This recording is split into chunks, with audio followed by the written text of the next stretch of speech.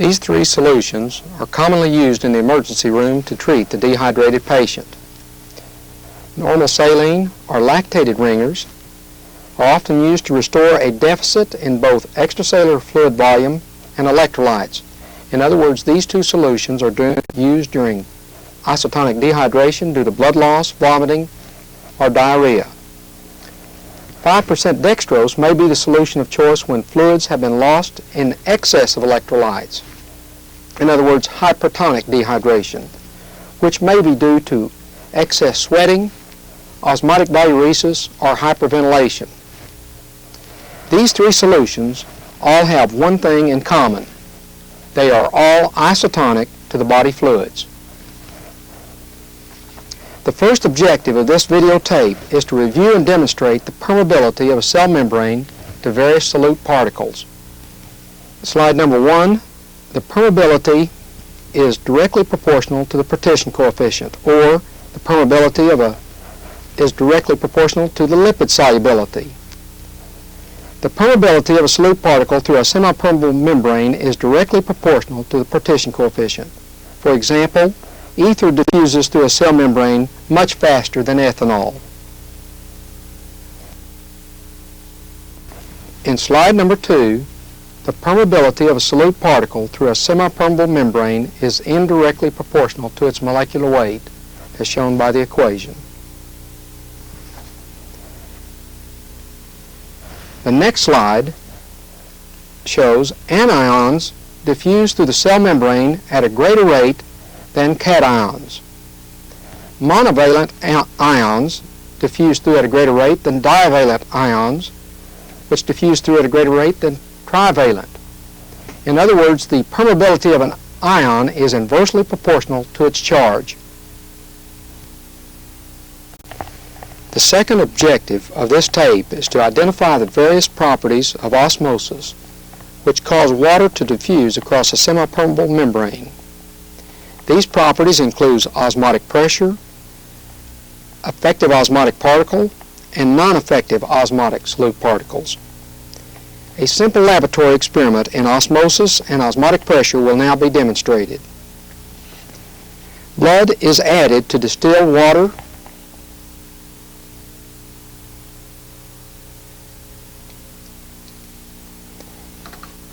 Then it will be added to the next solution, which is 0.1% sodium chloride.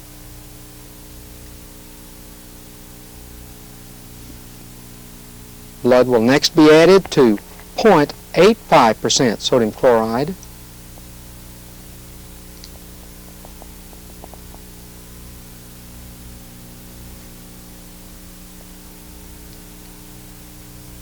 Then to 1.5% sodium chloride.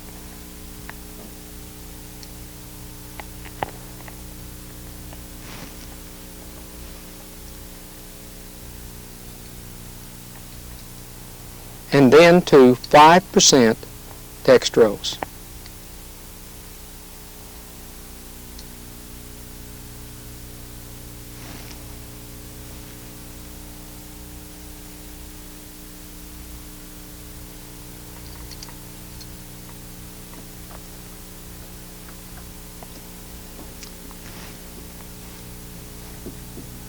All of these tubes will be vortexed, and then they will be centrifuged.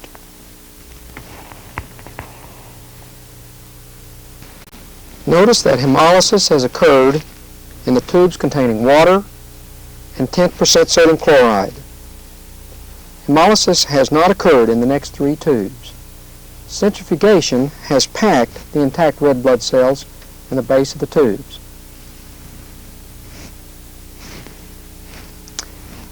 A microscopic slide shows the RBCs in a 10% sodium chloride. Notice that there are only a few red blood cells in this slide. They are enlarged and asymmetrical. This is a hypotonic solution.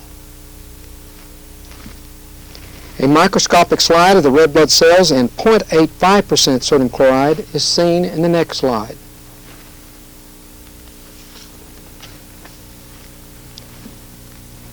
Notice that these red blood cells are biconcave disc. They appear rather symmetrical, which is normal for erythrocytes in isotonic saline. The next slide shows crenated red blood cells. These are red blood cells placed in 1.5% sodium chloride. Notice the decrease in volume and the appearance of the crenated cells. This is a hypertonic solution. 5% dextrose is an isotonic solution. Glucose is an effective osmotic solute particle, and diffusion of water between solution and cells is at equilibrium. This is a diagram summarizing the results. In the upper left-hand corner, a normal red blood cell is placed in isotonic saline. 1.5% sodium chloride is added and it becomes crenated because water diffuses out of the cell. When red blood cells are placed into a hypotonic solution, water enters the cell at a greater rate than it is leaving in response to osmotic pressure. The cell will become swollen and eventually will hemolyze. A drop of blood will be placed in 1.8% urea.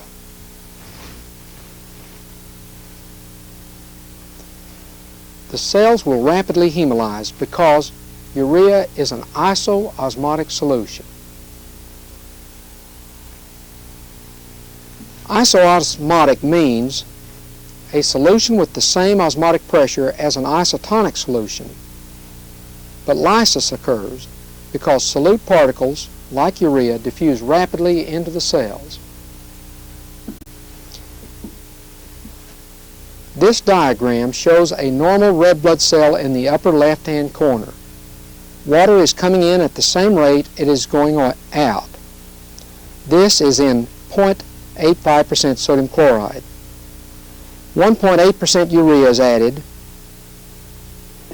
The urea diffuses into the cell at a greater rate than it is coming out. It diffuses very rapidly because urea is a non-effective osmotic particle. Therefore, water also diffuses at a very rapid rate, and the cell becomes swollen, misshapen, and eventually hemolysis will occur. Blood will now be added to these three solutions. To 2.5% glycerol,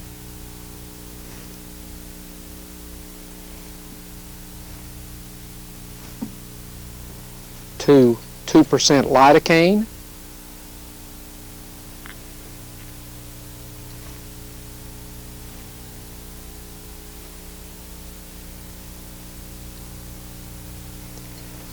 and last to 7% lidocaine.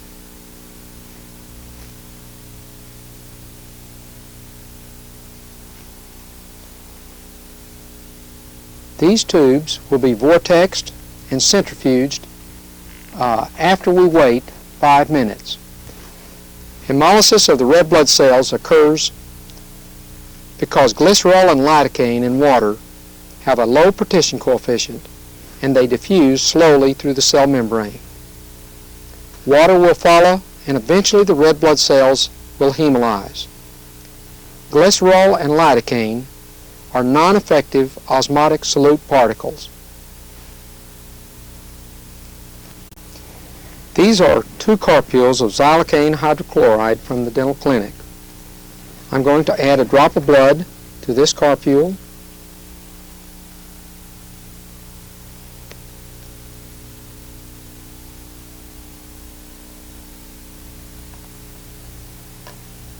And I'm going to mix the carpule by inversion. Blood has already been added to this carpule, and we've already centrifuged it. No hemolysis has occurred in these carpules, even though lidocaine hydrochloride is a non-effective solute particle. The drug manufacturer has added 0.6% sodium chloride to these carpules to avoid tissue damage due to differences in osmotic pressure. These carpules have two non-effective osmotic solute particles. Lidocaine hydrochloride and 1 to 100,000 epinephrine have been added. These two solute particles readily diffuse through a cell membrane. This film clip was made by Dr. Merrill Wheatcroft in the Department of Pathology. It will illustrate the effects of osmotic pressure on cell morphology. Polymorphonuclear neutrophils were placed into saliva. Saliva is a hypotonic solution.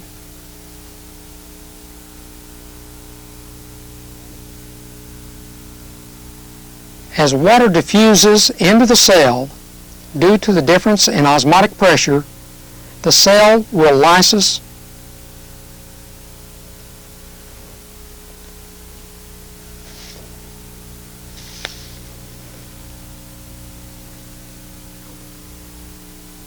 In the left-hand corner of your screen, you can see lysis of this neutrophil as the granules in the neutrophil stream from the cell, indicating disruption of the membrane.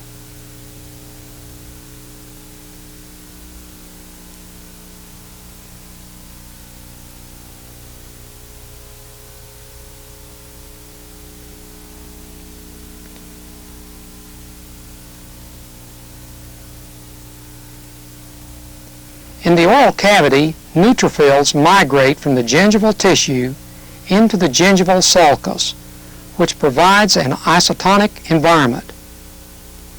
There they can maintain their integrity and function, but as they move out into the hypotonic saliva, they swell and burst.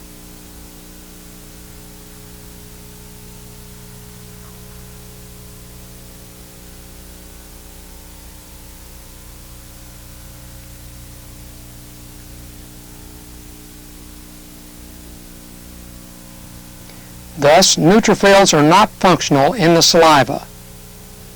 This difference in osmotic pressure between saliva and cells is demonstrated in this cell as it swells and lyses. The leukocyte actually collapses as it loses its cytoplasm, leaving only the nucleus.